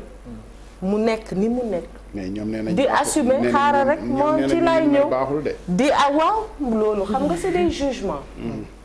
te yaakaar naa comme ni mu ko waxee ñoo bokk Sénégal. te lu mu bëgg aar Sénégal lu mu yéenee njaboot gi mën na ma nangul ne mën naa ko yéene lu ko ëpp. comme man mënuma wax ci lu ma xamul ci lu ma xam rek laay wax te yaakaar naa ku ma xam ne su ma waxee ci président Macky Sall wax naa lu ma xam. moo tax ma ne ñaanuñu yàlla mu soppeeku ndax nit koo xam ne am na principe am na kàddu looloo tax bi ñuy ànd ak moom 2012 ndax nag ñun dañu xeex démocratie aar démocratie waaye ñun ba ñuy xeex démocratie di ko aar dañ ko jaarale ci urne yi keroog bi conseil constitutionnel validé 3e candidature maître Ablaye Wade le président Macky Sall a été le premier à dire nous sommes des républicains nañ dem ci terrain bi wax ak askan yi présenter leen suñu projet de société c'est ça qu'il faut voir c'est les faits. mais madame le ministre yaa ngi woon ci 23 juin de. maa ngi woon ci 23 juin xeex boobu aar démocratie la gis nga xeex kaay ma nettali naa gis nga keroog bi ñuy def 23 juin bu leen tere ñii itam ñoom itam ñu jël seen wàll. ci aar démocratie pare wuñ ko sax tere. gis nga keroog bi ñuy taxaw place Soweto le 23 juin. absolument ci diggu rond-point bi. professeur Ablaye Bathily ngi taxaw. président Moustapha Niass a ngi taxaw. président Macky Sall ngi taxaw. président Ousmane Tanor Dieng ngi taxaw. yore xeer. defal naa ko rek ma ñëw. parce que yow yaa ngi ci détails yi man maa ngi ci les faits ci lu wóor. sëñ Mansour Sy Djamil taxaw. ñeneen ak ñeneen taxaw. gis nga bi xale yi ñëwee. ba ñu taxaw jàkkaarloog assemblée di wax étudiants yépp jógee université Cheikh Anta Diop yore seeni carte étudiant di ko brandir nii ñun ñëpp ñuy gis. dañu tourner ne nañu dem au palais. allons-y au palais. gis nga leader yi taxaw ñoo ne non ça ce n'est pas ce qui nous a amené ici. Nous sommes venus pour défendre un point de vue. C'est pourquoi je suis fière de dire que maa nga woon le 23 juin. te ci loolu laa doon jëm si. on a fait des alternances mais neewuñu démocratie bi nañu pousse ma toog. wala démocratie bi c'est le pouvoir par la rue on ne l'a pas dit. Et pourtant on a voulu déloger le président. Non. Vidéo yaa ngi fi. On a voulu déloger le président de la constitution. Je le remarque. Conseil constitutionnel wax ñu dem élection. dem deuxième tour. kon xanaa démocratie bi tey la yàqu. démocratie boo xam ne démb ak bërki démb mi ngi créé ay alternance. mais on dit voilà on a voulu réduire l'opposition à sa plus simple expression. fichier bi baaxul. fichier boobu moo joxe alternance yi nañu def refonte nañu def nii ma ne coow li xam nga lan la mooy daal déggoo nañ fii ci ñaar ba ñetti ponk yu am solo. benn jigéen ñi am nañu wàll. ci pacifier espace. bu rëy a ñaar kenn ku nekk mën nga gën a wàccee sa bopp def le premier pas ci bu nekk ci yoonu jàmm te nag ñun dinañ ko def ndax xam nga dañuy faral di wax ne borom caq du xeex ak borom baati neen mais loolu sax motivé wuñ li ñu motivé rek mooy réew mi ñun ñoo ko bokk ndax bu fekkee ne da nga nekkoon droite xëy nekk gauche suba boo gëmee yàlla di nga xam ne di nga demaat droite. ndax gis nañ fi ñu fi def 50 ans gis nañ fi ñu fi def 12 ans Trump ñeenti at la de donc loolu ñun dañ ko tegee boor li ñuy wax mooy man sama doom yu ndaw yi nga xam ne bi may génn kër ga dañ ma ne maman n'y va pas ma ne leen non quand tu prends des responsabilités il faut les assumer. assumer jusqu'au bout. Je vais assumer. Je vais aller à la télé. Je vais parler. Je vais assumer mes positions. Absolument. Et en assumant ces positions-là, j'assumerai la position de me battre pour que demain, mes enfants puissent être. C'est ça le rôle de la femme. Nañu xeex pour que demain, le futur de nos enfants, ñu xeex ko tey. Loolu rek kay tax lépp lu ñu war fii ba xef ak xippi ñu dox ci pour jàmm mën a am. Ma leen di ñaanal nag ñoom seen manifestation xaw ma dinañ ko autoriser xaw ma duñ ko autoriser xaw ma nu muy demee. mais li may ñaan rek mooy moom li mu wax da ci taxaw bu baax a baax ndax bu ci taxawee bu baax a baax dina sàmm njabootam sàmmaale sama njaboot mooy soxlawu fa xale soxla na fa jigéen ñoo xam ne dinañ mën a ñëw sol seeni yu ñuul mën a wane ne ñoom ba ñu ngi xeex loo xam ne anam bii li ñu gisee ne nañ koy xeex foofu moom amul problème. madame la ministre xam gëm naa ne dina nu sol mais nag du tere leneen luñ ci war a def dinañ ko ci def te nag ce qu'il ne faut pas faire quand on a la chance de pouvoir écrire l'histoire bokk ci histoire il faut saisir cette chance-là. Absolument. Et aujourd'hui fii ci plateau bi on a la chance nous de participer à écrire l'histoire politique Absolument. Des femmes de ce pays. Absolument. On ne doit pas laisser passer cette opportunité dañu war a toog waxtaan xool lan la ñu war a def nan lañ ko war a defee parce que man am naa fulla goo xam ne jotaay bu ma dem kenn mënu ma nax ku ñu nax rek daa fekk ba ngay dem xamoo la nga wuti woon man kenn du ma nax ci jotaay d'accord naa nag nit ki am ambition am li bu bëgg d'accord ma xam ne lii kii daal ànduma ak moom jamono ànduñoo ak moom principe d'accord mais dinaa fexe dem lu ma ci mën a rocc ko ci dem te vraiment yaakaar naa dialogue bi 28 points nit ñi d'accord ci 22 xaw ma 23 points 2 points rek moo ci amul woon loolu naxaate nekk sincèrement ci man li ma gis yàgg bokk ci ay comité de revue technique du code électoral yàgg dem ci discussion majorité politique yi lii ma gis foofu rien que le point sur le maire l'élection du maire au suffrage universel direct mais dañ ko xeex bay bëgg a dee parce que da nga doon def sa liste ñu ñëw kenn tax nga topp liste bi supporté ko liste ba ñëw ñu naan conseil yi tëju nañ jox nañ fii kenn nañ fi nga xëy gis maire bu jóge xamoo fu mu jóge tey au moins su loolu jàllee di nga ne su may fal maire kii laay fal kooku mën a nekk responsable devant ses administrés ne serait-ce que ça c'est un acquis ak nag waxatuma la ak yeneen yoo xam ne même par rapport au système proportionnel et majoritaire def nañ ci ay équilibre yoo xam ne la majorité peut être représentée mais les minorités aussi auront la possibilité d'être représentées kon vraiment je vous félicite pour votre plateau excellent plateau parce que ça nous a permis au moins de nous retrouver autour de l'essentiel et juste balaa ñu fi génn dinaa ko laaj numéro téléphone am. waaw jéem ko seeti pour xool nu ñuy continuer discussion bi. sama sœur Hawa ak présidente ñoom am naa seen coordonnée ba pare. duma leen bàyyi damaa taqe yéen ñëpp dinaa leen woo bu ñu génnee. les enfants à la maison c'est pas sur le plateau qu'on vous l'a changé hein. C'est les gens qui ont fait qu'on a vu la pank xamu nuñ koy waxee mais bon. Voilà, elle vous retrouve voilà, en toute bonne maman à la maison. Et demain, ça se passera comme ça. Nous retournerons chez nous, Inch'Allah, tranquillement. Absolument. Après avoir défendu la cause. Mais, Madame la ministre, Fatou Blondin, li fi des mooy ci sóobu ci ñetti fan yi la ñu nekk. Entre-temps, est-ce que ba léegi solo bi dafa aaju ci dégg président de la République? dégg ci moom ay pas yu mu def en direction de yéen ak est-ce que ñi fi waxagum muy président Idrissa Seck en tant que président d'une institution 3e institution je crois oui enfin ci ni mu bindoo am ngeen ci lu ngeen jàppagum ak lan dëggantaan moo mën a décrisper situation parce que comme dégg naa ni ñëpp loolu la ñu woote est-ce que président de la République wax tàllal loxo ak ngeen déggoo ci lan ngeen mën a waxtaan. wax dëgg yàlla nañ ko déglu. nañ ko déglu avec respect. nañ ko déglu ak xel. su boobaa ñuy soog a xam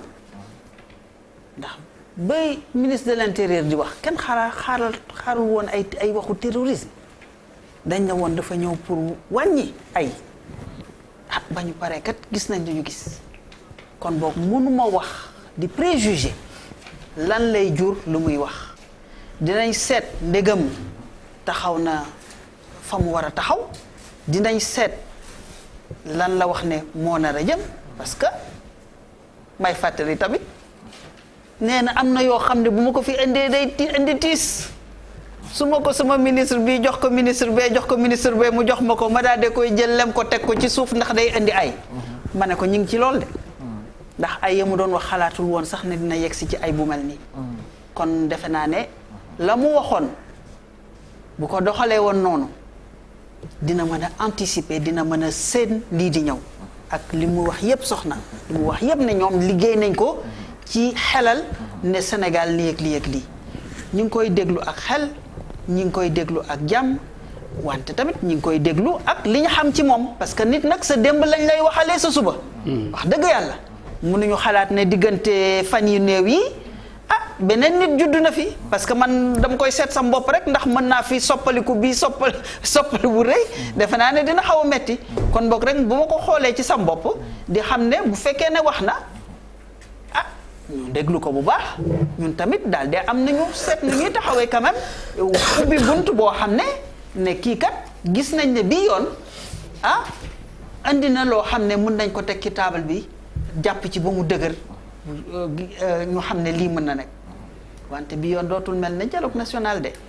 loolu moom mënatu fi am. nangu ko leen nax. déedéet def na ko ca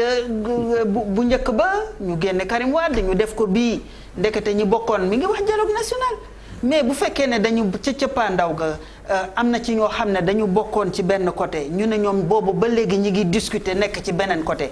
mais am na lu dox ci dëkk bi le nañ ko wax quand même. nit ki quand même da ngay sincère da ngay leer kon boog loolu yëpp moo tey xel loolu yëpp moo indi manque de confiance bi tey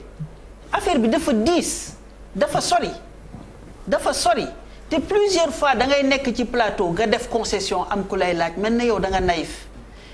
y a pas très longtemps y a même pas 2-3 semaines boo waxee ñu ne mais président lu mu bëgg day am waxoon ngeen ne lii du am na waxoon ngeen ne lii du am na loolu rek la leen nit ñi doon wax ci plateau yi. mais est-ce que en tant que leader nekkuloo di sóor trop lu base bi di wax ba finalement mu altérer sa. responsabilité bi nga xam ne en toute. non man su ma la waxee ne franchement. man dama sori woon sax Dakar nekk ci lu mbirum développement. parce que loolu laa gis ne vraiment moo gën a am sens. ma ciy liggéey bu baax a baax nekk ci lu bari ci laa ko gën plusieurs fois. ñoom seeti woon nga waa microfinance yi. ñooñu de nee nañ ñoom tamit. économie sociale et solidaire. nee nañu léeg-léeg ñu ne nii daal. moom daal léeg-léeg ñu def nii def nii daal di jëkki ni nii rek faf tuuru. fu ma yegg rek ñu ne ma ñun de gis nañu lii wante ñun bokkuñu ñun de gis nañu lii wante ñun bokkuñu wax dëgg yàlla nag waxuma ne moom la parce que moom rôle am lay jouer personnellement c'est pas du tout personnel mais wax dëgg yàlla jigéen ñi sonn nañ jigéenu Sénégal sonn nañ ba fi sonn mën a yem te am na ku doon théoriser ne que social bi duñu ci génne développement mooñ ciy génne parce que da ngay dem ba ci yàgg jékki-jékki ne yow munoo am di maye ba satisfaire quoi que ce soit ba régler kenn añ su mënul am kon boog liggéey rek moo fi des liggéey bi tam li ma ci gëm mooy nga am sa lu tuuti lii di ci teg lu tuuti di ci teg lu tuuti yemale sa bëgg-bëgg bañ a rëy bañ a wut lu lay sonnal di ci dem ak xel di am formation ba pare ne leen ak foo leen mënti nekk DER bi ñëpp la fi nekk yéen ay sénégalais finance yi fi nekk bu lu tax ngeen di ci génne seen bopp mën nañ leen jàppale ngeen wuti ay dossier sénégalais ngeen bu leen ci génne seen bopp buñ leen ci fekkul au moins def leen démarche bi ba dem wuti ngeen di soog a wax ne amu leen man loolu laay liggéey lii nag bu suñu démocratie bi nag taxawee nag nga xam ne kañ nañuy am élection locale benn nit rek ko xam Sénégal te nee nañ institution yi ñu ngi dox du loolu nga ma wax léegi. boobu nañ ko bàyyee dialogue politique boobu nañ ko bàyyee dialogue politique bi. nañ ko bàyyee déglu ma léegi ñu ne la léegi ñu am constitution. ñu am lépp am ay tailleur de haute constitution. bëgguma ñu ne vraiment leen kañ lañuy am élection ndax dina amam déet mu ne xam bu su ma ko waxee sama gouvernement dootuñu liggéey. te ñu am constitution bu leer nañ. waaye Sénégal waaye nañ waxante dëgg nag ci sa constitution bi petite sœur. xam nga waxtaan lu tax parce que day indi yeneen bunt yaa ngi door a laal man li ma intéressé mooy développement bi nga wax gis nga même bu dul lii dinaa ko woo ñu waxtaan ci développement parce que dans la vie maa ngi nii téléphone su may paree di ko jël bàyyi loolu rek ñu dellu si ci suba rek mais nañu wax ci suba après ñu waxtaan ci loolu waaw ci soo bëggee beneen yoon ñu dellu si waat moom foog naa foofu danañu d'accord Safiétou sax moom mën na ma seedeel ne développement mooy sama dada absolument te mën naa ci wax lu bari nag ma ciy profité di nuyu jigéen ñi albadaat non dañuy andiwaat jotaay bàyyi suñu rubarse bi jigéen ñi ne importance suñu Sénégal parce démocratie que jigéen ñi dañu sonn ak jigéenu Bettenty ak jigéenu Kaffrine ak jigéenu Diourbel ak jigéenu Matam parce que fi ma lay limal nii yëpp dama fa dem fekk fa ay groupement jigéen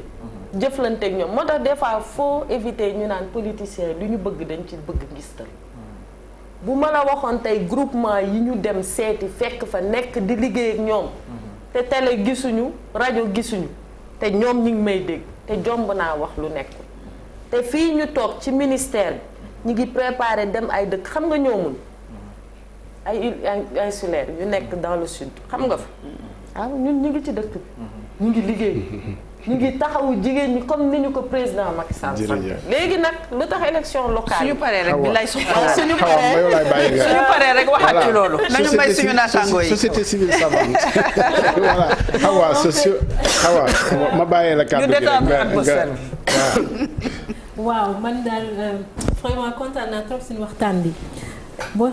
dinaa dem ay émission plateau télé mais bariwul et en général bu amee politique c'est vrai mais kontaan naa trop toog ak sant yàlla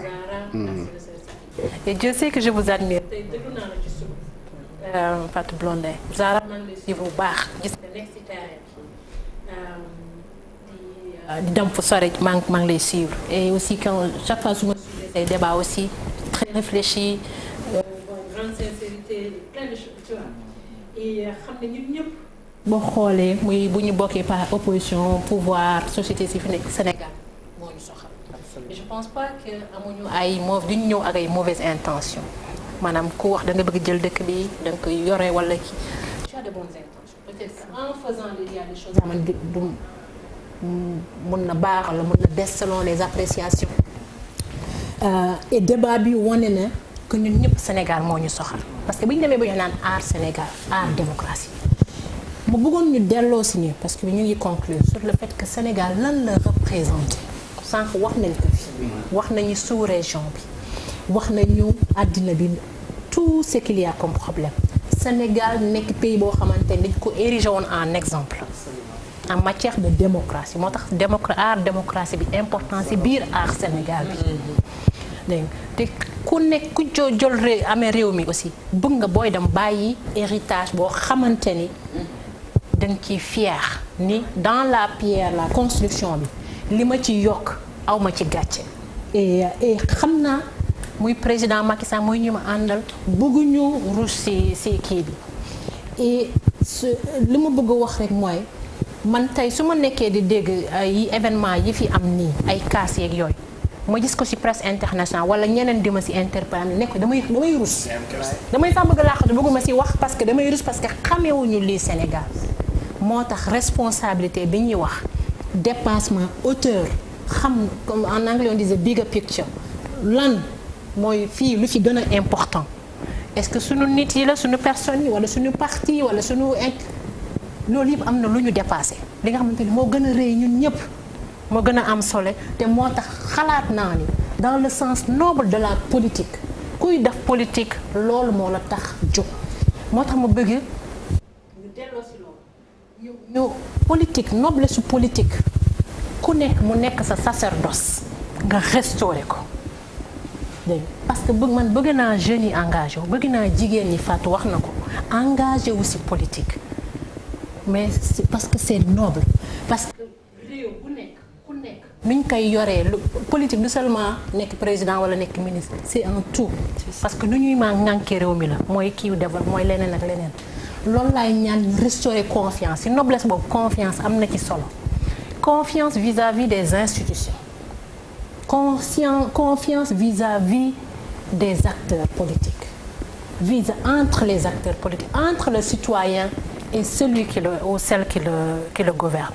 donc man damay ñaan rek lépp lu ñu fi wax lu parce que vraiment rafetlu nañ ko yéen ñii jigéen ñi suñu deux sœurs yi Fatou Bintou ak Zara ngeen taxawee ko doxawee ko mu nekk parce que xam naa ne su ngeen si taxawee mu ngeen tey nii comme engagement yi ngeen jël message yi ngeen di jot bu ngeen ko taxawee noonu dinañu dund leneen suñu démocratie dinañ ko aar dañ ko sax gën a yóbbu fu sore bu boobaa nag bëgg naa aussi jigéen ñi yéen ñii lenge yi moom ngeen jël ko parce que jigéen ñi wane nañu gestion crise Covid pays yi ko gën a gérer mieux gérer c'est les pays dirigés par les femmes donc les partis là puisque parti si lañu parti jigéen ñi nañ ci taxaw changer dynamique parti changer dynamique politique changer dynamique gouvernance bi te loolu mën na nekk te am naa confiance ni dégg nga de yéen ñi mën ngeen nekk suñu porte-drapeau et porter ce combat là loolu laa il y en a une aussi qui s'est découverte sur ce plateau moo def naa am na koo xam ne moom début émission ñu defoon émission bi anglais sax a ko gënaloon waaye mujj na ak olof yoo xam ne nii xawma kan la nag voilà en tout cas ñu ngi leen di gërëm. Safiatou waaw fi mu daaneele awa wax na lépp fi mu daaneele sa man li may tiire rek ci loolu moo di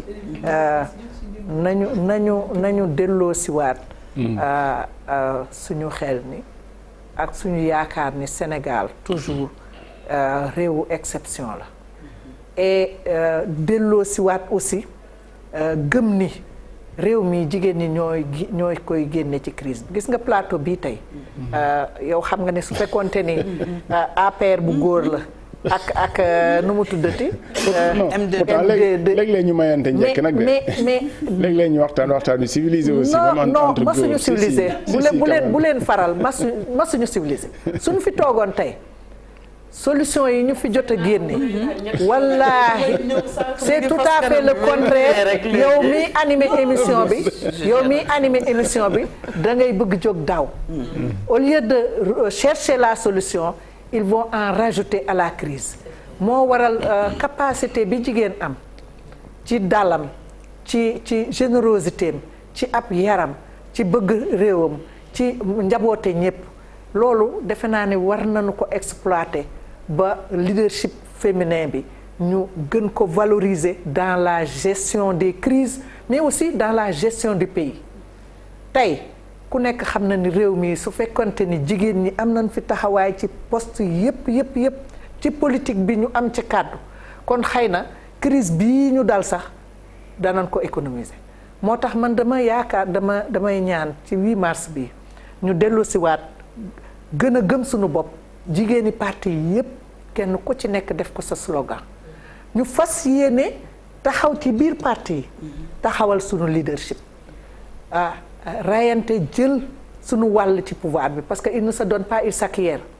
mais ngeen jël seen wàll ci pouvoir bi toog ci taabal ji ñuy décider parce que askan wi kat yéen la yaakaar pour ëllëg ñu dalal ko donc leadership des femmes c'est une réalité kii bii wane na ko et gëm naa ni bu ngeen delloo ci seen base yi di ngeen ci waxtaan lu baree bari président Macky Sall aussi xam ni mandat bii mu kile li nga xamante ni mooy woyam moo di mu ànd ak ñu ko rafetalal pour que Sénégal mën a retenir lu rafet ci moom parce que histoire dafa koy jàpp ni tarixa bi ni lii la fi defoon ak lii la fi defoon te gëm naa ni moom bëggul dem bàyyi histoire boo nga xamante ni Sénégal génération yi ci des buñ ko gisee duñ ko kii donc li ko koy may moo di mu rafetal delloo si valeur yi waaw waxtaan ndaxte ku ne xam na ni dialogue mooy suñu valeur principale teg lépp ci taabal ji dàq lépp loo nga xamante ni mooy kile teg dialogue bi teg intérêt Sénégal xam ni mandat bi mooy mandat bi nga xamante ni daf ko war a profitoo defar diggante yi defar dëkk bi defar jikko yi ngir lim fi bàyyi mu doon lu rafet voilà. jërëjëf merci beaucoup. maa gën a gàññe nag parce que am na ku may seetaan kër ga musul d'accord ak man waaye nee na bu ma ñibbee tey daf may décorer. non lay décorer jigéen may leen non man lay décorer. man lay décorer donc bàyyi ma féetewoo. merci en tout cas madame Fatou Blondin Diop. merci beaucoup mouvement pour la défense de la démocratie. ñoo lànk. avenir Sénégal bi ñu bëgg. est-ce que ñun ñëpp bokk ñu bëggandoo ko sax. voilà kon ñun ñëpp gis nañu suñu bopp ci avenir Sénégal boobu ñu bëgg. Safietou Diop réseau Siggil Jigéen waaye.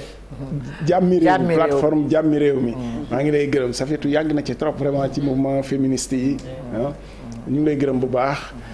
Madame le ministre Zahra Iyane Thiam voilà APR ok ministre microfinance mais APR et puis gis nañ communiqué bi ngeen def aussi à la barki démb réunion Benno Bokk Yaakaar ngeen génne def naa woote jàmm lañ ci gënoon a dégg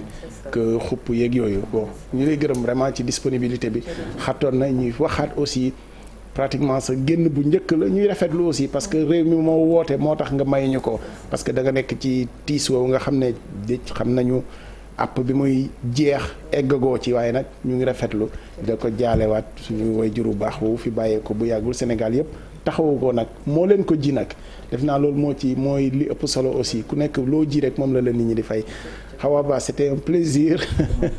de te retrouver xaw ma nañu bëri xam nañ ko mais c'était l'une des plus belles plumes quand même de la presse. Absolument. Voilà jaar bi merci en tout cas mu nekk aussi bon on peut le dire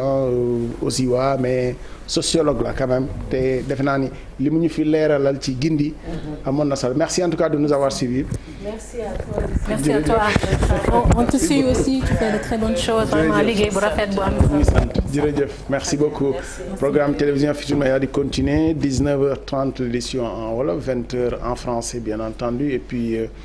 nos plateaux édition spéciale ci fan yii di ñëw jërëjëf merci beaucoup ñu ngi doon déglu aussi ñu wax ko rapidement déclaration bi kilifa diine yi à travers une plateforme dafa xew plateforme ñoom tamit vraiment ñu manko ci ñoom ñëpp war koo def Chérif Dia mu ngi à la grande mosquée à l'institut islamique di xaar déclaration bi yembagul xam naa ni ñoom it ñu ngi waxtaan harmonisé waaye li wérte wóor mooy déggoo nañu ci principe bi nga xamante ne nii